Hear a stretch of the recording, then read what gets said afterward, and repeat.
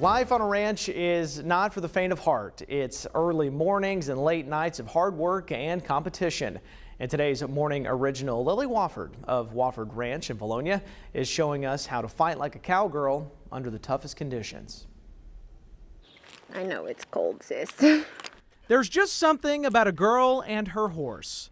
My sweet Callie girl. And even on a cold morning,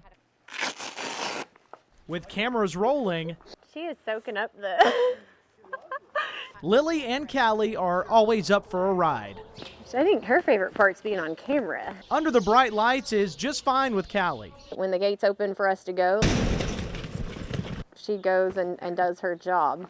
In just 2 short months, Callie and Lily have competed from Oklahoma to Tennessee all the way to Georgia.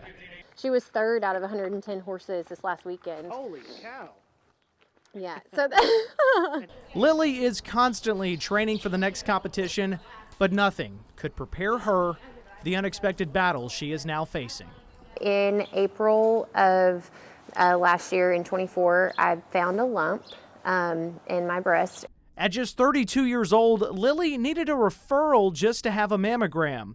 Following the mammogram, ultrasound, and a biopsy a week later, Lily's concerns were unfortunately confirmed. She went over the results with me. So she said, you know, your diagnosis is it's high-grade invasive ductal carcinoma. Because Lily is genetically inclined to develop other types of cancer, she will undergo a double mastectomy with reconstruction at the same time, where she will be forced to rest for at least 6 weeks. Operate a tractor daily. I oversee 50 horses, clean stalls, ride, you know, jump in and out of the bed of the truck to hook up to a horse trailer. And I won't be able to do any of that. So that's a little challenging, but I know it'll all work out. She will also have to take a break from instructing and training the next generation of barrel racers. You know, I've poured so much into my kids that ride with me over the years, and this is really a time where they're wanting to pour back into me. It may be hard for this cowgirl to be patient, but for now, she is trading lessons on horses for lessons of hope for young women.